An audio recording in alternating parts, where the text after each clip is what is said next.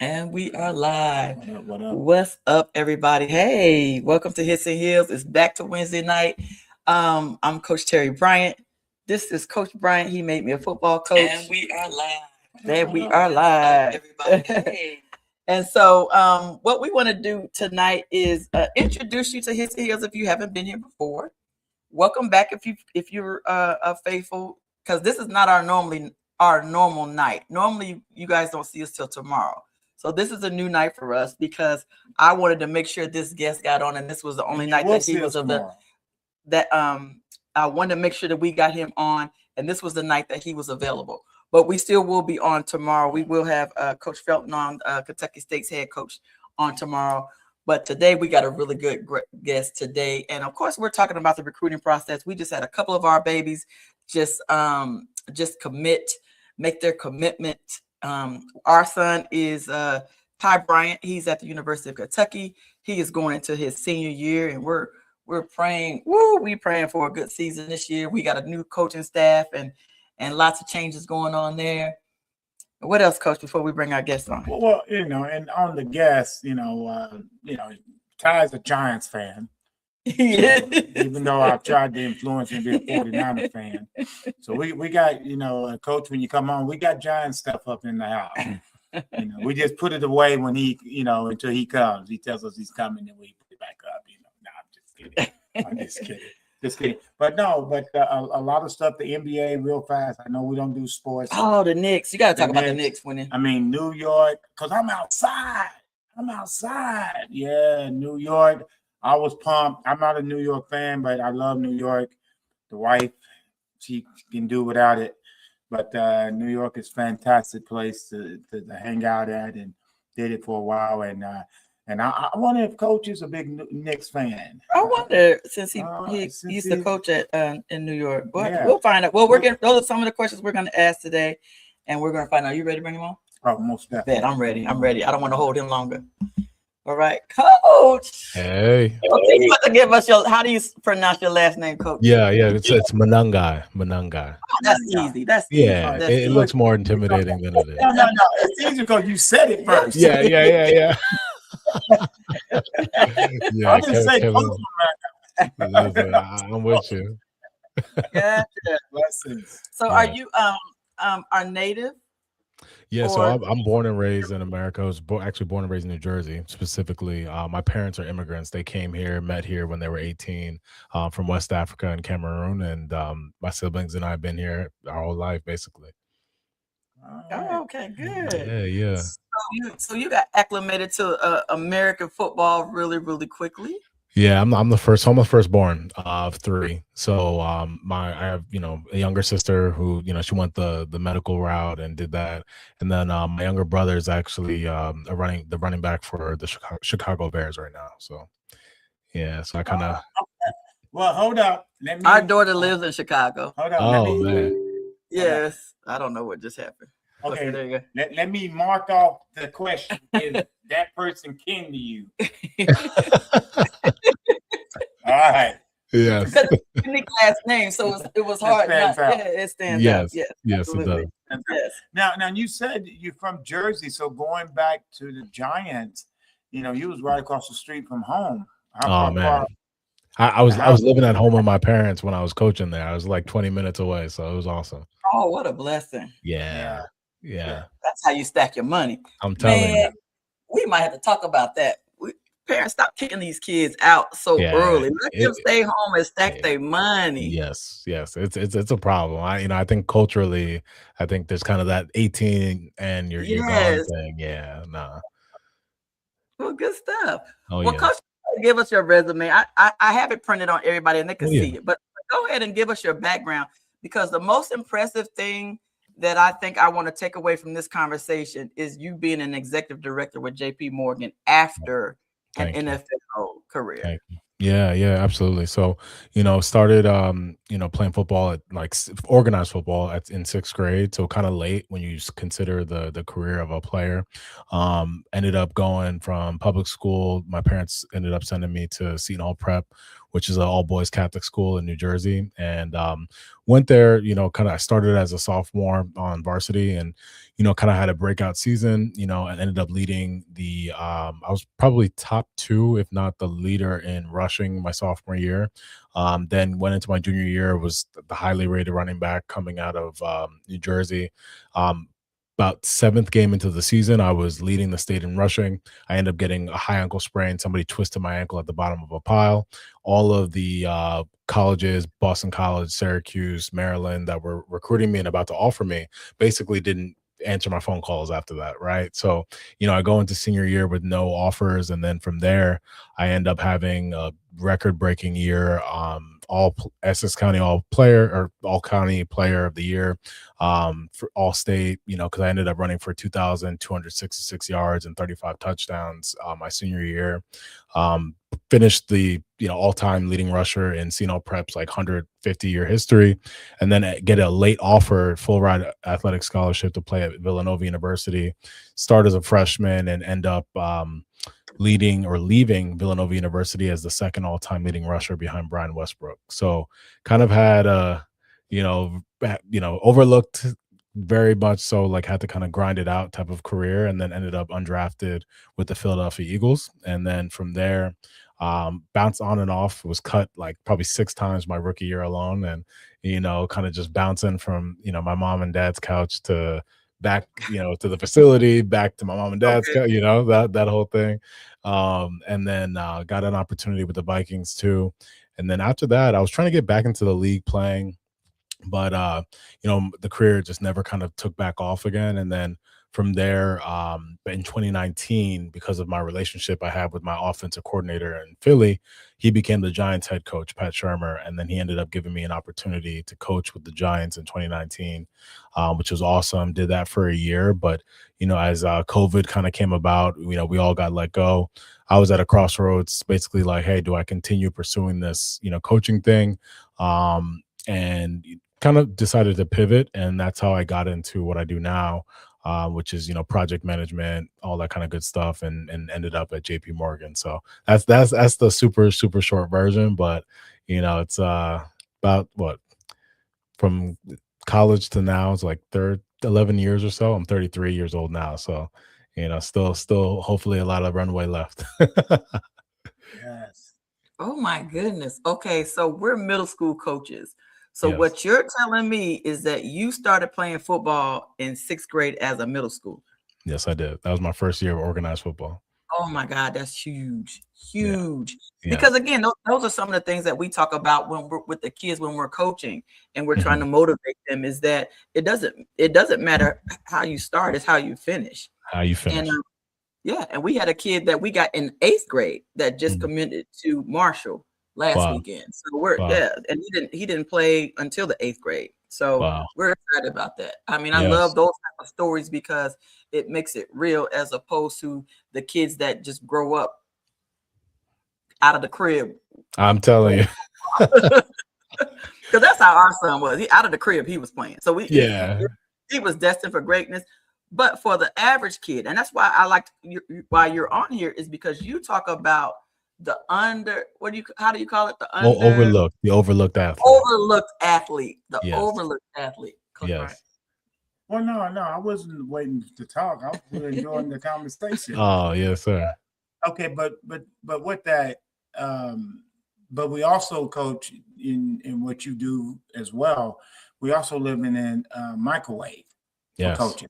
Yes. So the under person doesn't get seen because he has to, or she has to do something to catch my attention. Yes. Because one of the things I said to Ty when he was growing up, make sure that a coach on the other side knows your name positively. Yes. I don't mean getting into a fight or having a negative, but make sure he knows your name on something, either hustling, tackling, interception, or touchdowns. So when you realize, and did your mom or dad figure out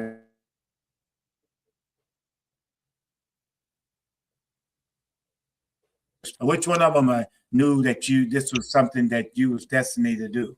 That is so fun. That's a really funny question, because I think when I got to college, My mom told me, she's like, it's funny because I didn't really think you were that good at first, and I was like, wow, that's crazy. That's crazy. Oh, that is I was like, dang. That is hilarious. And when you finish the conversation, now when she said it, did she give you the mom look? Yeah, she was just kind of like, wow, like you really did this thing, I was like, man, it be your own people, man, like it be your own people, it be your own.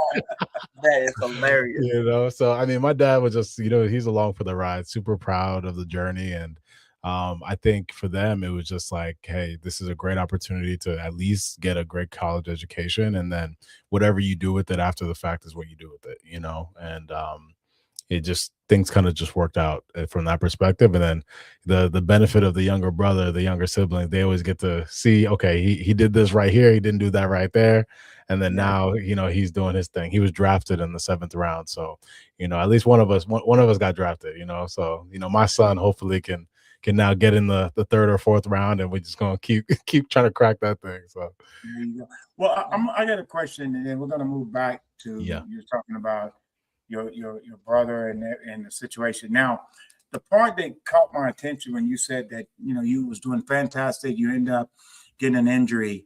Yes. Okay, but that was your junior year. Yes. So when you came back and setting all these records your senior year, those coaches didn't come back? That's a great question. I think a lot of it, junior year is such a big year, and I also had I'm 5'9". There was a 6-foot running back out of St. Peter's that was, highly touted, who got kind of crowned as the king of New Jersey. So I think there was a lot of momentum headed in his direction to where he was undecided, like until like probably like a week before signing day. So they're all waiting to see what he's gonna do, right? And it kind of was like me pushing a rock up a hill type of thing. But I did all I could do, which was control what I can control. Okay.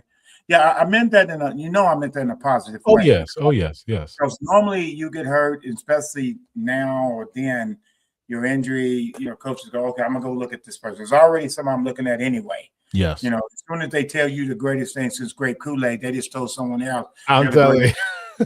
Strawberry Kool-Aid or whatever, lemon lime. Crazy. Yes. But that's recruiting. Recruiting. But I think with the recruiting process, I think one of the number one things that parents need to understand is that, when your son gets an offer, they've also offered however many other ones. And I think that was a big thing for us. And with the transfer portal the way it is now, man. Oh my God, you can't. To me, I wouldn't wait. No. Like the kid that went to Marshall, his mom was like, okay, we're going on our official visit. What should we do? And I was like, if you like it, if the academics and everything is what he wants, he's got his major, I would commit. I wouldn't Don't wait. Play games. Yeah. She was like, well, the school he wants to go to haven't offered him. I said, you go where you're wanting. Yes. That's the key, because you can go somewhere and kind of stretch, and then the coaching staff doesn't really like you like that, and you end up in a bad situation, right? You can see as a guy and I'm sure your son will tell you the same thing.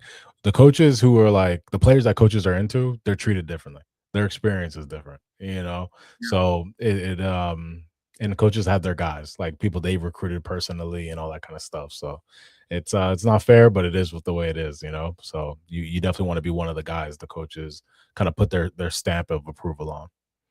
Now, when you coached in the NFL, did you coach running backs? I did, yeah. So I was coaching Saquon and Wayne Gallman and all those guys.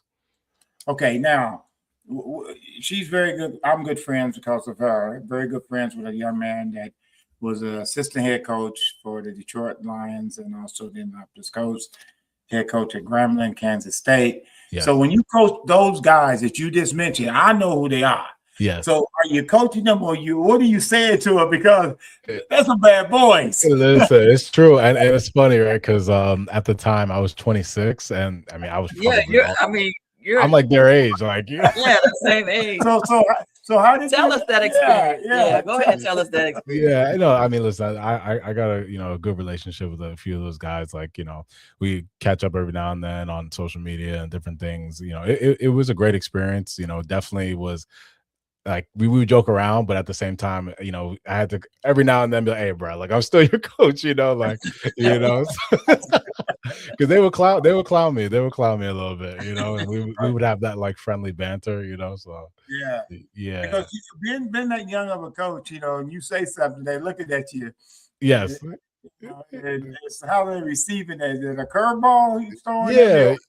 Ball. Yeah, You know? exactly. You know, but luckily this is why you got to actually know your stuff, right? I think me actually putting in the work and like, you know, having the film and the preparation done to a certain degree where I could help them be better by saying, "Hey, we're about to go up against the Bengals or the, you know, the Patriots or whoever. Like, you know, I see you've been doing this over the course of this many weeks. You know, don't do this because this is a tell for the kind of defense they're running, right? You know, whatever linebacker we're playing, like, you know, they tend to watch film, and if you keep leaning towards this way before you run this play, you're going to give away what we're looking to do, you know? So like little things like that, even though I would have that like joking type of manner with them, they knew when it came time to actually like put in the work, like I would actually be able to give them what they needed to maybe even get 1% better, you know? Right. Yeah. And for people not understanding, it's the NFL, because, you know, Coach Prince talked to us about that. It's helping that position what they're doing. Yes. Not necessarily the first step, second step, because they already got that down. Oh yeah.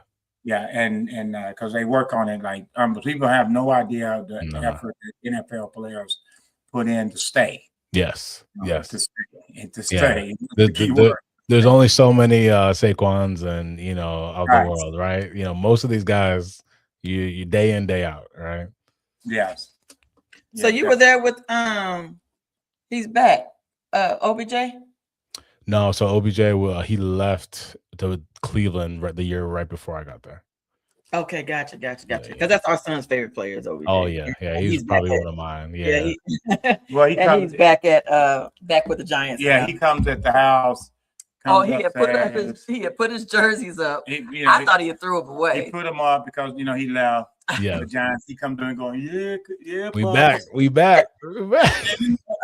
Hold up, calm that down now. I know. He did a cardinal sin. He put OBJ's jersey on my dog. Shout out. Oh man. Appreciate it. Shout was a 49er. Yes. Get that off me. So it's funny. So our son Ty is a Giants fan. I'm a Cowboys fan, and he's a 49ers fan. Sorry for that. All in the NFC, man. I don't know how y'all do it. That's great. well, I tell people all the time, and that she's beautiful, intelligent, but her only fault, she's a Cowboys fan. I love it. As America's team, man. I don't know. I've been trying for 17 years. How about them Cowboys? They're gonna figure it out. I want to go back to what was the transition like from the NFL to now an executive director at JPMorgan. Yeah. Like they ain't putting too many of us in JPMorgan. Oh, in those executive positions. No, not at all. So congratulations on that. That's big time. Thank you. That's more big time than being in an NFL. No, I really appreciate that. Thank you. Yeah, it's true. I mean, I can go a day without seeing somebody that looks like me for sure. It's crazy. It's crazy.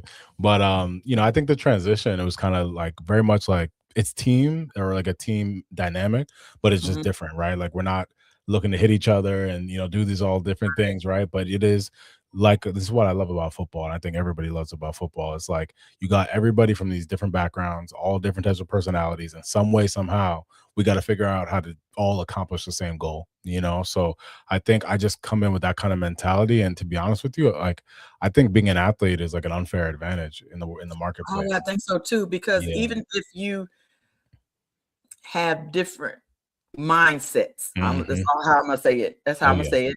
Oh, you know what I'm talking about. I do. If you have mindsets, they're still fans. Oh yeah. At the end of the day, right? Yes. And so they can put that aside. And I think being an athlete definitely puts you at an advantage. Oh yeah. Yes. A former athlete and a coach. Yes. Yeah, no, it does. I mean, look, I think of another example is like Justin Tuck, who played for the Giants. Like he's doing really well. He's at Goldman Sachs as a managing director right now.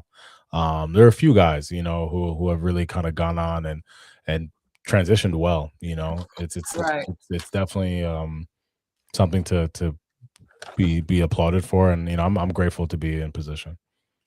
Okay, so I have to ask this because it's so important. How do you talk to the kids, or what do you say to them maybe prior to college to prepare them for the transition? Because football's always going to stop. Oh yeah. You're not going to play until you're 62. Nah, right? But you think you will. I don't know why she did you like that. That's crazy. Yeah, you saw that, right? I see. Because my baby look good for 62. That's why. She's trying. Look at it. Okay, I like the recovery. Hey, fix it. Fix it. My baby look good for 62. Okay, so how do like even now, Sty's going into his senior year. How do we prepare these athletes, even coming out of high school? And transitioning out of the sport, like what is probably the most, what are some of the things that we probably need to be mindful of, because it's a mindset? That's an excellent question. I think, well, I'll kind of address the first part, right? Going from high school to college. I think once you, especially let's say it's a kid they know where they're going, they've committed, maybe signed their national letter of intent, what have you. I think the biggest thing is, yes, enjoy the time that you have in high school, because that is a special time for sure.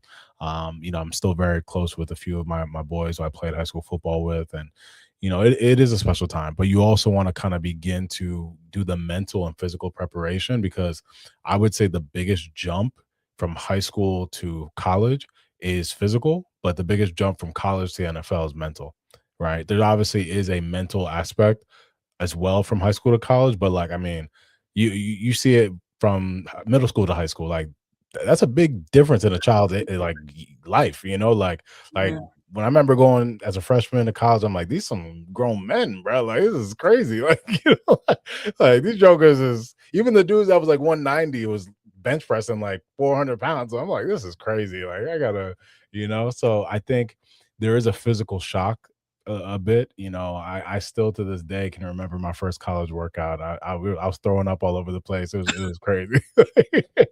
Oh yeah, they had us out in the sun because we all did summer school. So we all there in the summer, and we woke up at like 4:30 in the morning. And by the time they got us through that first part of the workout, we were all right, cool. Like I'm like, it's just the morning, it's whatever. We got back outside for like the noon, and the noon is the hottest part of the day. It's June. I'm like, man, they had us doing 80. I think we did like 16 80-yard sprints, like full out, like it was something crazy. And you were timed. Yeah, we were timed. If you didn't make it, then you had to keep going. It was crazy. But some of the best memories of my college career for sure.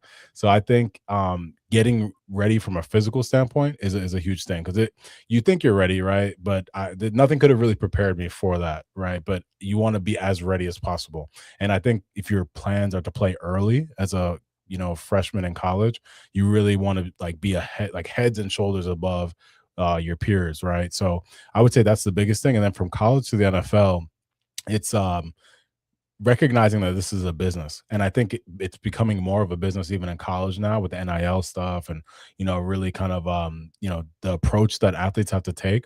But I would say going from college to the NFL is all about, getting your head on straight as it relates to, hey, like maybe I was, messing around and kind of like, yeah, I would do what I need to do physically, but I would also maybe party and do all this other stuff. Like if I could redo my career again, I would definitely not do any of that stuff, because it's it's shiny, right? You're 22 years old, you finally living your dream. Yeah, so it's no matter what my parents are telling me, I'm like so, but I think me now being a 33-year-old and kind of being able to talk to my brother and all that, like it's like, hey man, like be a professional first. You have the rest of your life. You could be 26, 27, retired with $25 million in the bank, and then you go do what you want to do, right? But really like maximize that, whatever it is, 2, 3, 4, 5 years, and go change your family's life, Right. So what was your major out of college? Economics. Economics. Yeah. So, my mom and dad was like, you gonna study something for real, okay? So, yeah. Okay, a real yeah. So are your parents do they have elite positions? I know your sister is a doctor. Yeah, she's a pharmacist. Yep. And what do your parents do?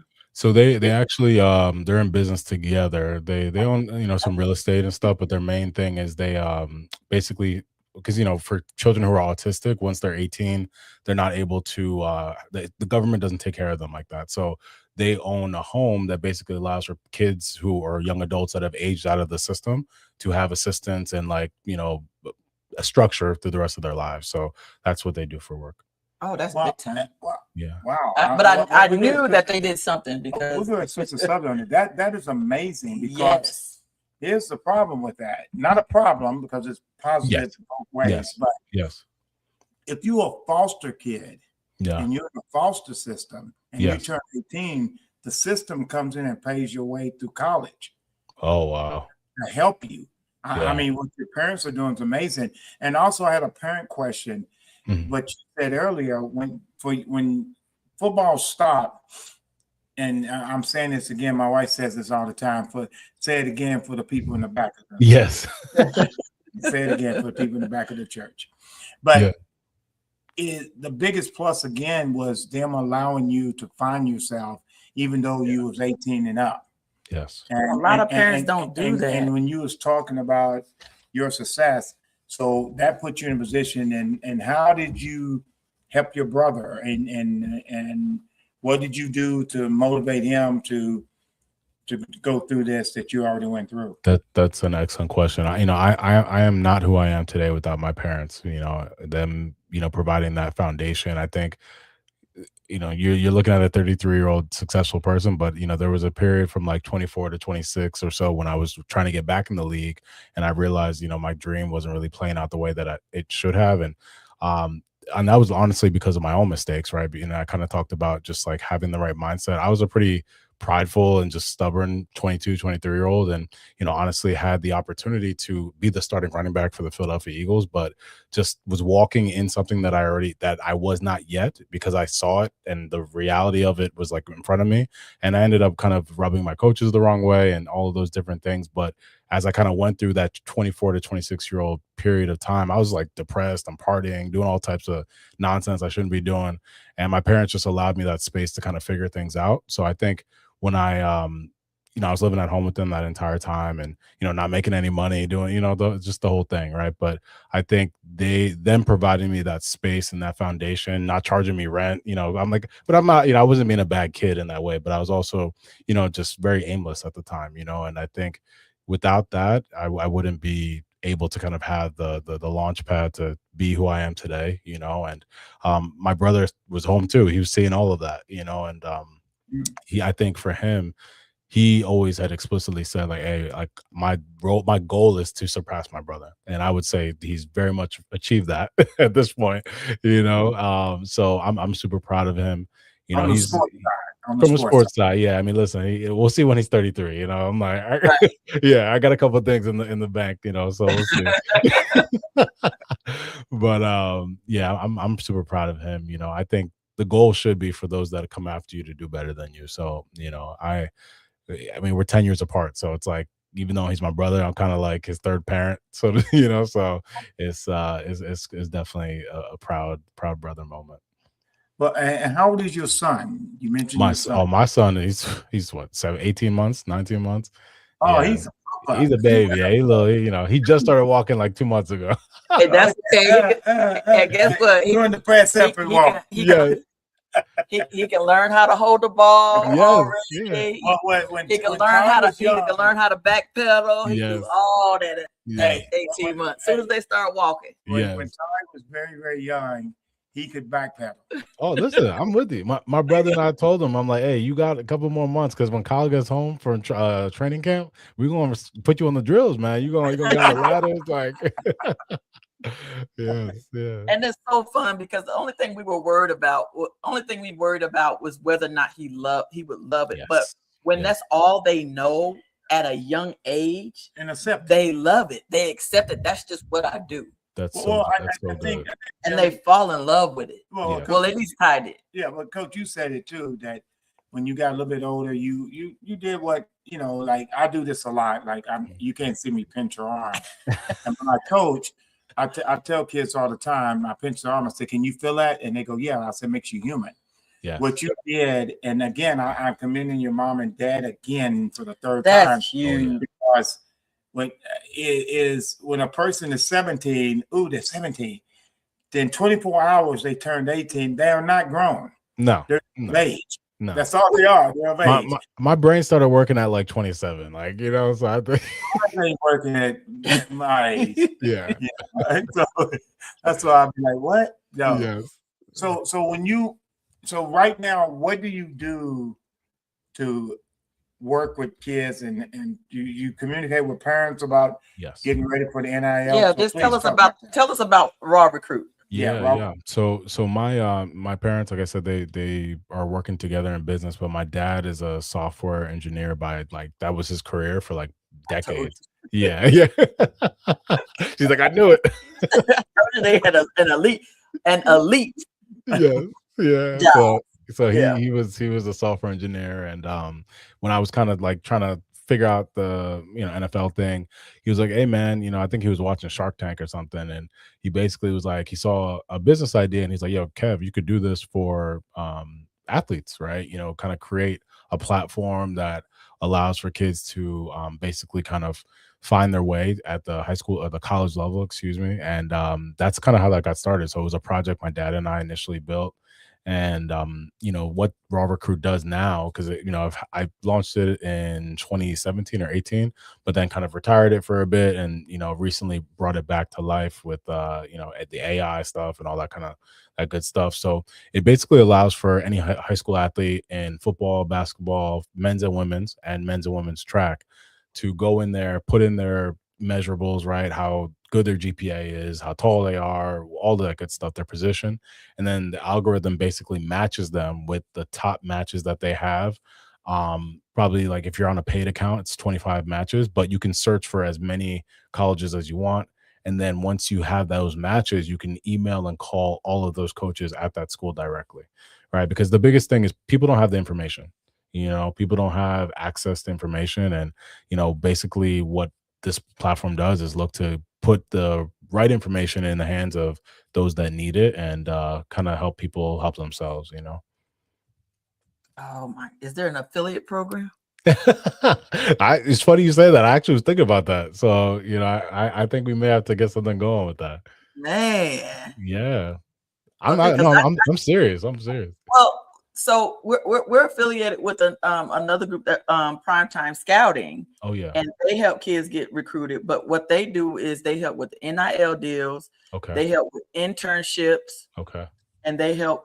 They have 100% money back guarantee. And of course they help with the transfer portal. So a lot of people don't think that they just jump in the transfer portal and it's a rolling dice, but they need somebody to advocate for them. Yes, it's free agency. Into the going, and so Primetime does that. So we kind of got that set up with them. Yeah, and so I love that. But what you got?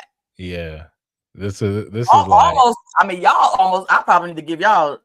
Make y'all exchange numbers because y'all could probably merge and feed off each other. Yeah, because they're handling like a different side of it, right? Like I'm more so have a different side of it. Yeah. I didn't want to go in the NIL lane, but they need to know where they're going, and it works for high school to college. If you're at a JUCO trying to get to a 4-year, like it doesn't really matter, right? So yeah, absolutely. I mean, listen, I definitely even have been thinking about the affiliate thing. So because I'm like, hey man, I go to my brother and be like, bro, you got about 150,000 followers. Like you might, let's go make some money. So, but I'll definitely keep you guys posted. My daughter is in Chicago, so I mean, I might have to go to a game. Get to a game. I mean, they're not going to be in Chicago much longer. Apparently. Indiana. Yeah.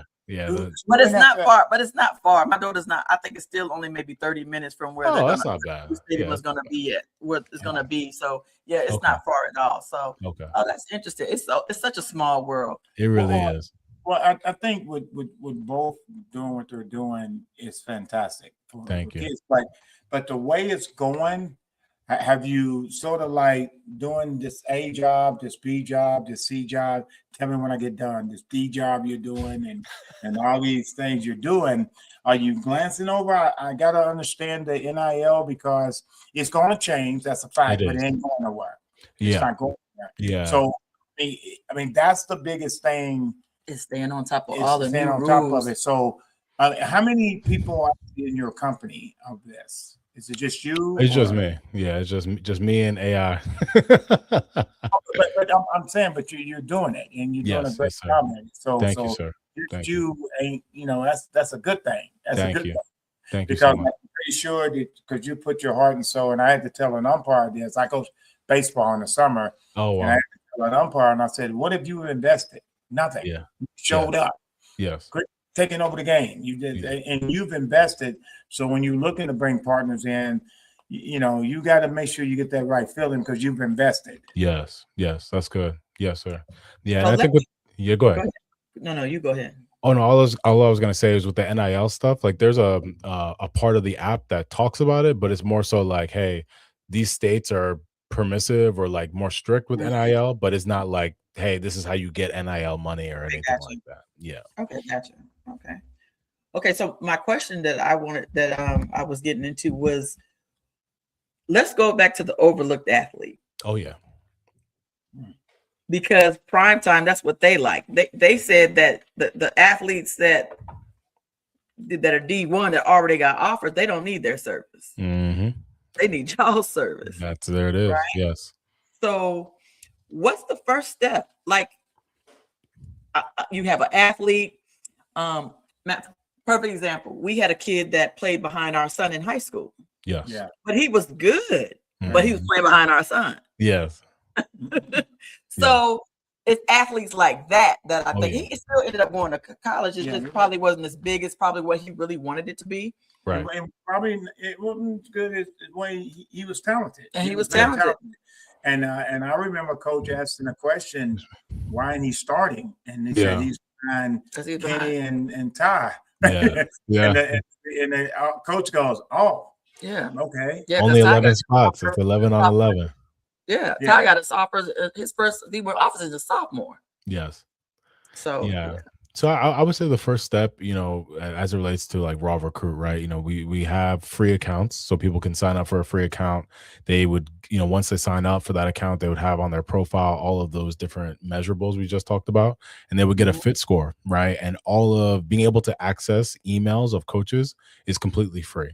So they can basically begin to reach out over email to these different coaches that are at the schools that fit them and really begin to build relationship, right? Because this is a relationship business, right? Yes. I mean, obviously we're talking sports, but people play sports, right? And people like interacting with people. So I think, even as we get into like the summer months and the camp circuits are starting, people need to get ahead of those things and begin to have conversations instead of just pulling up to a camp cold and expecting to get seen, right? A coach should know you're coming, right? There should be some expectation around there. Can you just show up and hope to do well? Yeah, you can. That's what I ended up doing when I didn't know any better, right?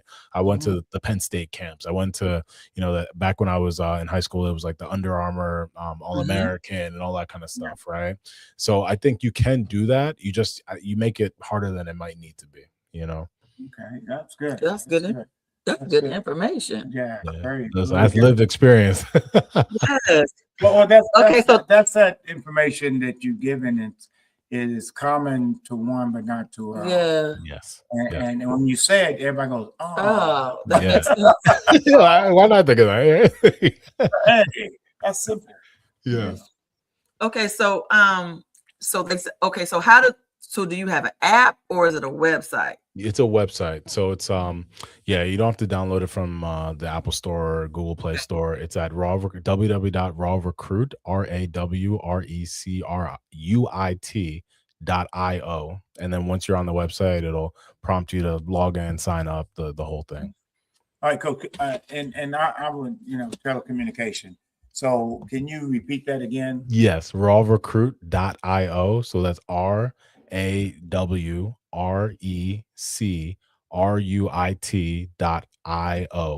That's the full website name. And then once you're on there, everything you'll need to log in, sign up, all of that good stuff is fully on there. Okay, gotcha. Fantastic. I wanted to put it in the comments just in case somebody comes back through it. Oh yeah. On it. Okay. Yeah. Okay, cool. Because that's the best thing you do. Word of mouth. Oh yeah. And then a lot of times, you don't know until you know. Exactly. Okay. Go ahead. Okay. Sorry. So we sign up. Yes. And okay, so you had to build out all the emails and stuff like that, or I did, yeah. manually? So funny you said that. The first time in 2017 that I built this, I actually did do it manually. Woo. It took me There are months. how many schools, dude? Oh man, it was like 500. Million. Yeah, it's 500 schools, but imagine 10 coaches at each school. Now you're At each school, yeah, it's, absolutely, yeah, yes. it's crazy. And then they So change. exactly right. So Has the AI? Have you been? So your dad being the programmer, yes, has he been able to train the AI to update it when there's coaching changes and stuff like that without you having to go on and do it, and so it just pulls? that's a great question. Yeah. So now with the AI, I do it myself. So my dad isn't as involved as he was the first go around. Now it's just kind of like I said before, right? Just something I'm doing solo. But he kind of, because of my experience with him that first go around, I have an idea of like what I should be looking for. Okay. Yeah. Okay. And that's huge. Yes. That's huge as well. Yes. Okay. So the big thing right now, you got to add girls flag on there because it's the fastest growing sport. It really is. It's not a game. Like it's not. We're not even playing. Yeah, it's not a game. So this year for 2026, I think there was 200 new teams, and I think next year there's going to be 300 new teams because girls are getting scholarships. I'm hearing college. Yes. Yeah. It's not. Yeah. So I've held two I did my first one last season, and I had 4 college coaches, brand new coaches that were needing to fill rosters. Wow. Yeah. And this one we had another thing. We had new coaches. Matter of fact, I know 3 coaches right now that are trying to fill rosters. Do they have conferences put together and everything? Like how are they managing games and all that? Like, I'm gonna do some research. Do some research on it because that's the biggest thing right now. Because right now there's coaches that are I know 3 coaches right now that needs to fill their roster for next year, for this fall. For this fall. Yeah. That's awesome. I always got a plug. Listen, I love it. I can tell you too. I also we have a couple. Did you know there's 4 women's football leagues? I did not know that. Tackle football league. Yes. Tackle. Oh snap. There's 4 women tackles football league. So I was coaching for the Derby City Dynamite, which is the only team here in Kentucky, only team in Louisville. They just made the playoffs. That's the reason why I had to bring that up there, because they just made the playoffs. Because I'm so excited about that. And I was their first female coach, just like I was the first female coach here. I coached running backs. And come on. Yep. I begin to itch every now and then. I might join a 37 under league. I don't know. You might say. Wow. The only thing is the line is probably horrible, so I'll end up getting injured. Like No, don't talk that. Don't speak. I know. You're right. Don't speak that. Well, I say it all the time. The wife gave me a compliment at my age, and they be like, "God, you look like you could still play." Because I played at the University of Kentucky, and yes. I said, first of all, I look good coming off the bus. Yes. I'm gonna go to pregame meal. Yeah. After that, you ain't gonna see me. There it is. And you're gonna hit me. I'm good. Yeah. I'm good. So when you get done, you start with JPMorgan. Yes, sir. Okay, you get that job, and it's a lot of work in what they do. Y'all do. Mm-hmm. How are you balancing them? Yes. She knew I was going with that. Sorry, babe. No. But that's a big time company. That's not your average bear. Yeah. Big time company. The people that's on top, they want to stay on top. Of course, yes. Yeah, I'm sorry. It's real. $3 million a month. I don't know what they make. Yeah. They just making $3 million. If they made $2 million.99, they got a problem. Exactly. So how did you balance both of them? Did you stop one and then come back to it?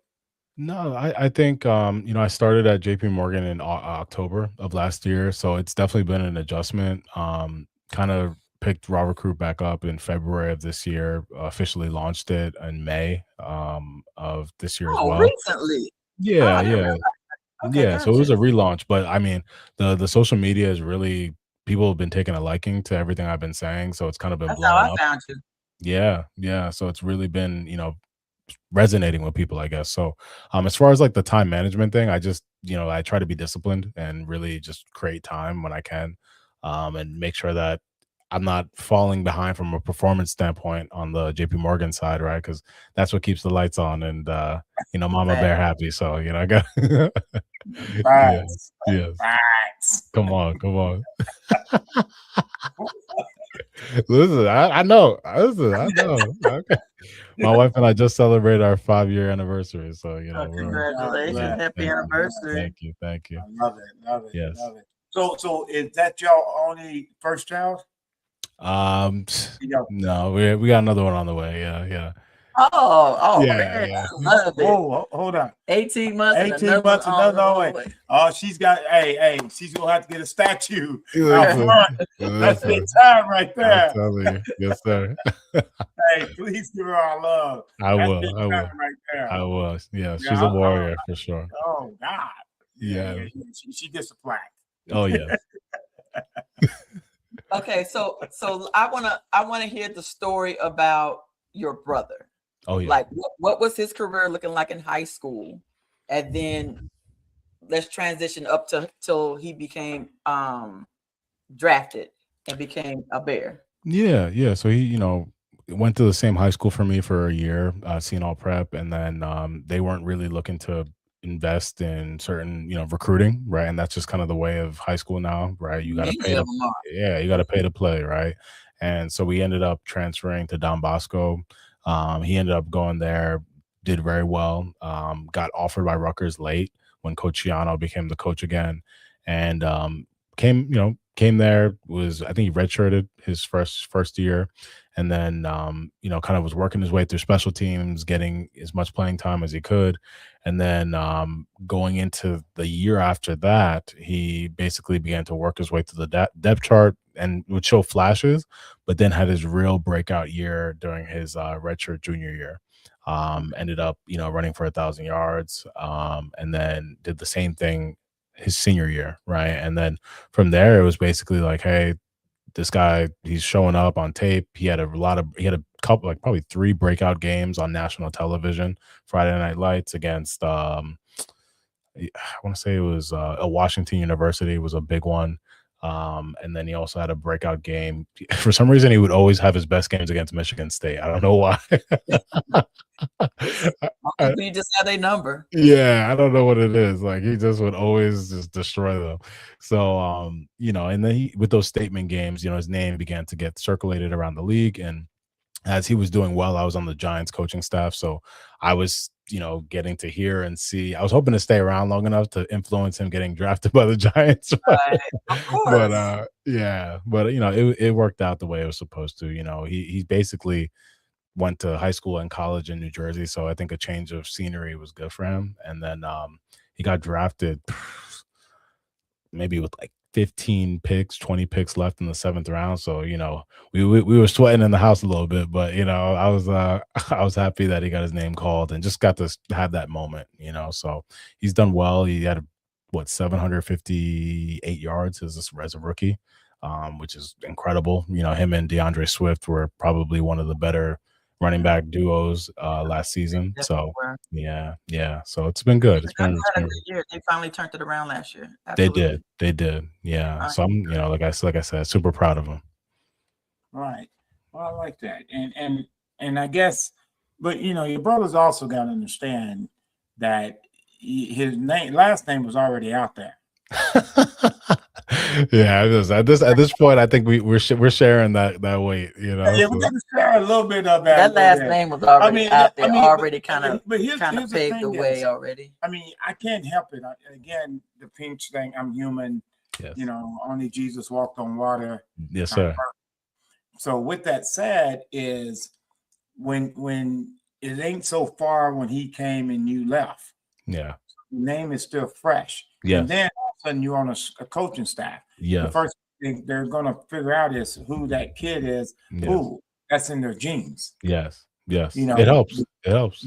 It helps because the NFL does like families. Brothers. Yes. Nephews. Yes. I mean, because I remember one year with the 49ers, there was 4 guys on the team, and I was like, I don't even know these guys. Then I found out that's a nephew, that's a cousin of a player that played before. Yes. So when it comes push to shove, it's sort of like, if you think about it, it works in the way of Little League baseball. And when you're down to your last 2 picks, you get the mama pick, and you say, which one's your mom? Oh, that one. Okay. There you go. There you go. It's real. It's a real thing. It's a real thing. So she looked at me like, what? It does. I know. I understood. I understood. I did too. I said it softly, did I? Because as a coach's wife, I always have to address that because it's always somebody up in his face. Yes. All right. Somebody mama. Something changed. Yeah. Well, listen, I this has been awesome. I do have to attend to my lovely, but would love to do this again at some point. If you guys would have me, and I think this was awesome. Absolutely. So the last question, after you connect with players, how much advice do you give them on financial awareness? Oh man, I mean, I think it's becoming more of a thing in high school to college. At JPMorgan. Yeah. I mean, now I guess I can, right? But it's definitely something I do talk with my brother about, and even the players that I'm beginning to now, do one-on-one consultations with, especially if they're in position to make some NIL money down the road. So yeah, I think you kind of have to. Gotcha. All right. Well, we appreciate you being on. We got to bring you back because I probably got 50, 11 more questions. No, real talk. Thank you very much. Yes, my pleasure. We really mean that, and your wife, and congratulations on your baby boy. Thank you. So is the is that a boy or girl? Boy, a boy. 2 boys. Okay. Yes. Okay. Yeah. Congratulations. Real talk. Thank you. Not that girls can't now play football. There you go. Come on with the flag. Yeah. Well, thank you so much, Coach, and for coming on. My pleasure. Guys, if you guys want another resource from the Bryants, RawRecruit.io. If you have an athlete that maybe is being overlooked. Yeah. Good saying. There it is. Come on. Maybe being overlooked. And you think that they should be getting more looks. Have you found that word? Overlooked? Yeah. Overlooked. All right, Coach. Thank you so much for coming on. And we're definitely going to have you back on soon. Just let us know when you're available, okay? Will do. Y'all have a great evening. You too. Thank you. All right. God bless you. Bye. That was good stuff. What's Mr. Brown saying?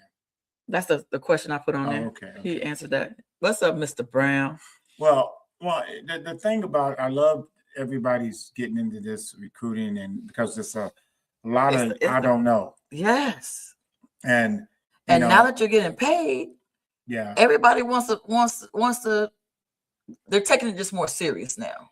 Right. Well, I think it's like this one and the other one you spoke of. It's actually pretty good because to get a question answered that you didn't even know the question. Yeah. And you get it answered. You get it answered, and you didn't even know you needed to ask that question. I remember watching a movie, NWA, that movie. Okay. Straight Outta Compton. And then got no disrespect. Suge Knight says to Eazy-E, you need Baba Guy. He said, I think we got that taken care of. He said, you don't know what you need till you need it. Mm-hmm. And that's a great little saying. You don't know what you need when you need it until you need it. You know what? I think I talk about that in my upcoming book that's getting ready to come out. So speaking of that, we got time. Speaking about your book. So I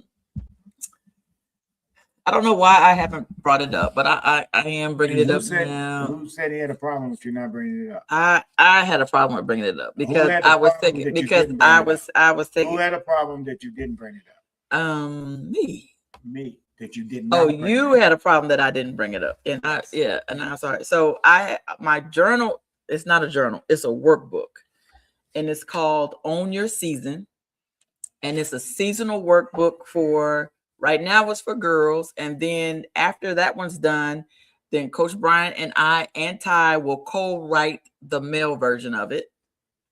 And so what it is it's almost like it keeps your mind focused on the game. So there's prompts like, okay, what is my preseason stuff, the planning on your preseason stuff. every day there's some type of planning that there's no days off when you want to be an elite athlete. And the workbook is not for a casual athlete. It's for a female that wants to be elite and wants to go to the next level, because it's going to keep your mind focused on the main thing. What your workouts are, your game day ritual, your opponent, watching film, the mistakes you made, you'll have places that you'll reflect in the book to be able, so that you're constantly improving and not just staying the same. And the reason why I did that is because I think that was the issue that I had. I think I wish especially when I was coaching girls basketball and they weren't taking it as serious as I felt like they should have. And even sometimes even with the football, I just feel like that once they leave practice, it's out of sight, out of mind. So the workbook kind of keeps your mind on it all the time, because, and it's not going to take long, maybe 10 or 15 minutes before you go to bed or something like that, but it will help you to really manifest. And I think what Ty did that made me so proud of him was when he was a freshman, I bought him a journal and I told him to write down his goals for high school. And, and I didn't bug him about it, but at the end of his senior year, he came up to me and he told me, "Miss Terri, I did what you told me to do." He did it better, actually. He not only wrote down his goals, but he put them on his screensaver on his phone. So every time he had to open up his phone, he was looking at his goals. And I think that that's the disconnect, I think, with athletes that think that they want to be elite as opposed to not being elite, is that they go to practice and then that's it. There's no work outside of practice.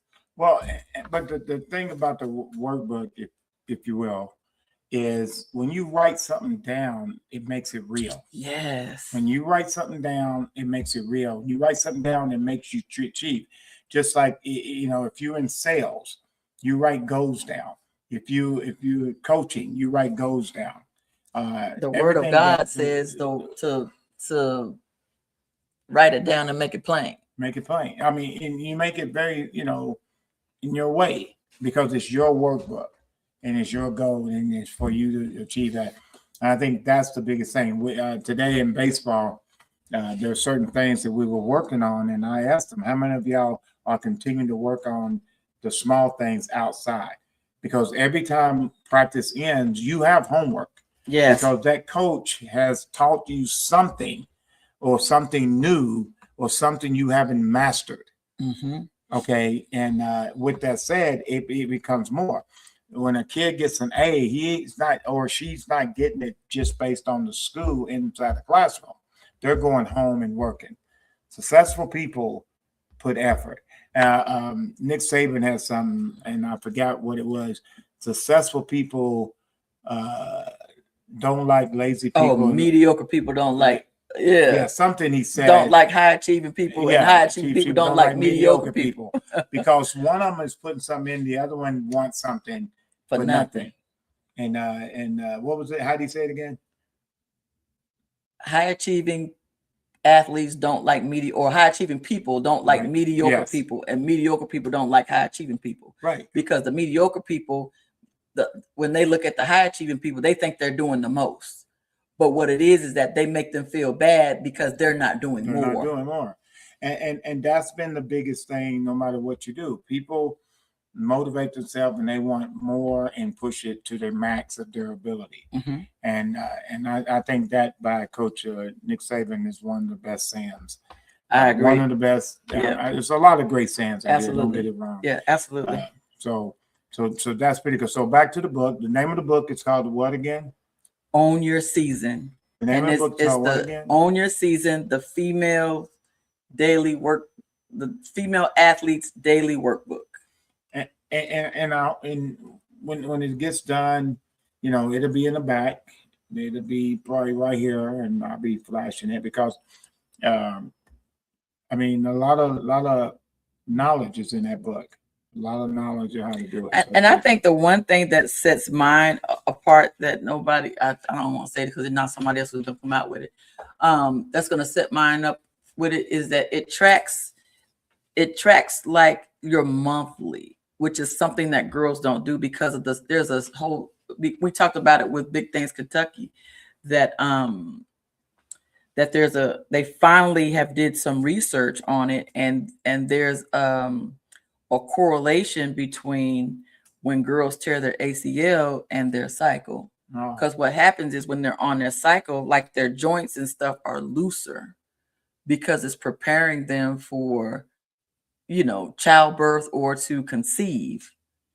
And so what happens is your joints are a little bit looser, and so you're more and relaxed, and so you're more likely to get an ACL tear. That's the reason why girls are 8 times more likely to tear their ACL than the boys. I'm not sure why boys tear theirs, besides it's just a fluke, right?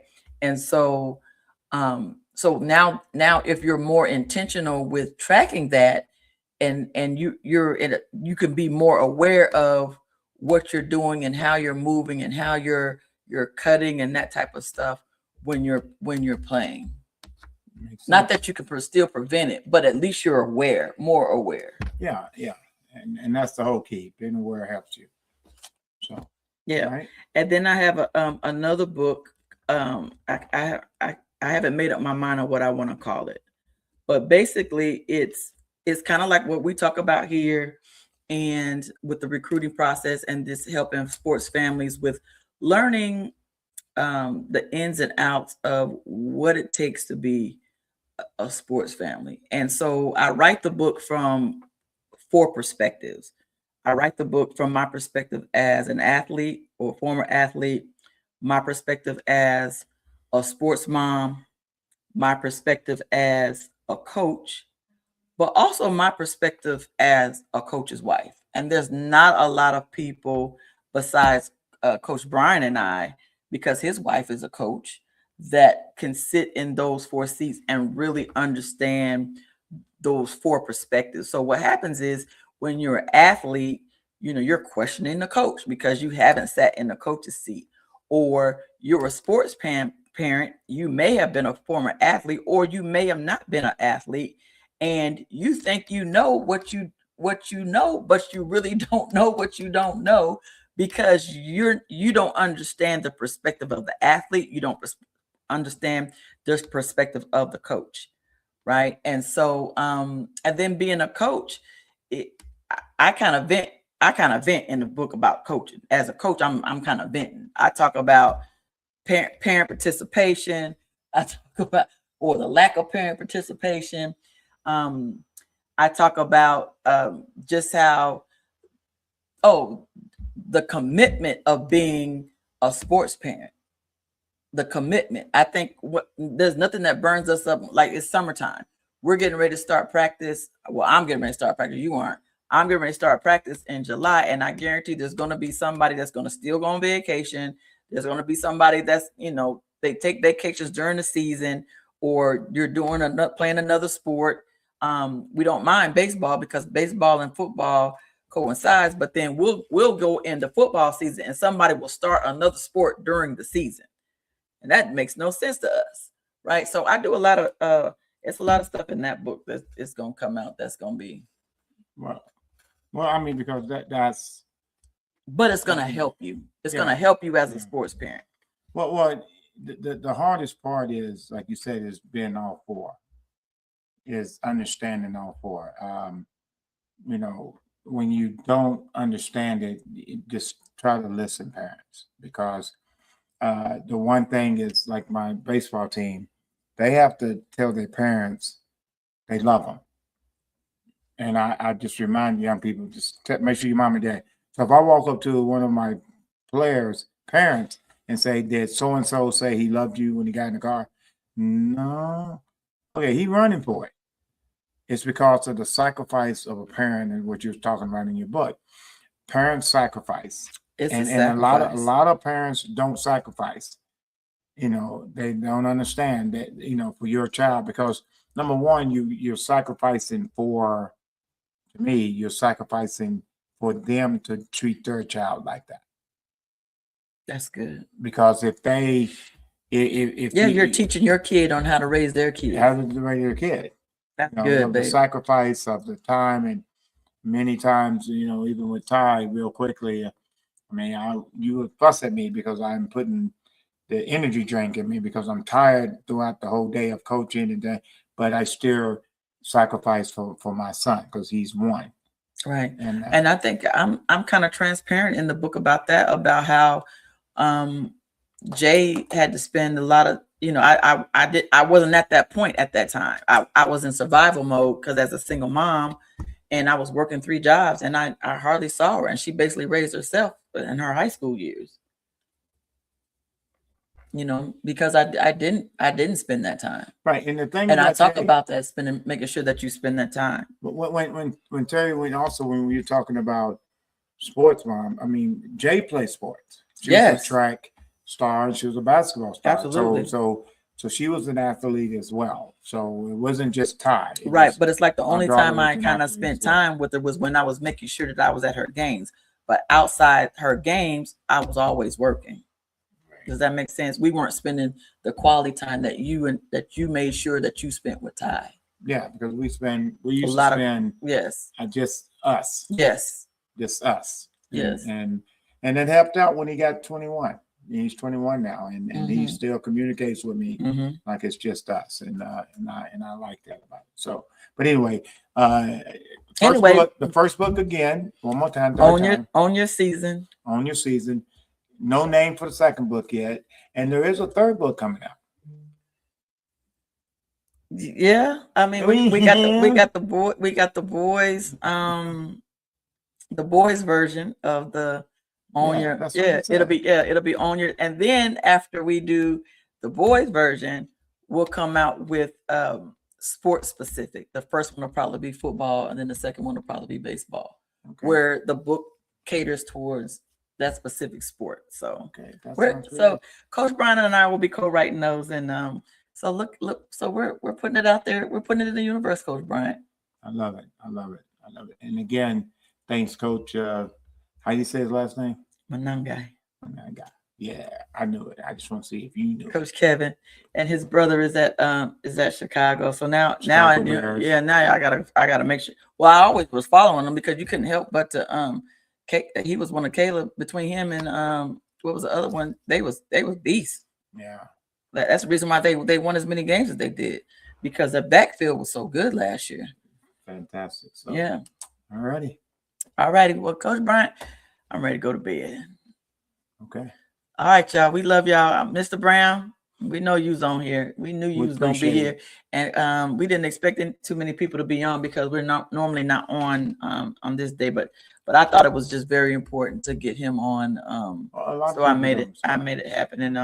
And we'll be on tomorrow. Tomorrow he said he was coming on, but I haven't gotten his response back from his email. But we're supposed to have Coach Felton Huggins from the Kentucky State University. He was the SIAC Coach of the Year, and the first time that Kentucky State has ever made a playoff for D2. Yeah. So huge. We love what he's doing over there. We got a couple of our babies over there. So yeah. Let's do it. All right, y'all. We'll see y'all tomorrow. Go Niners. How about them Cowboys?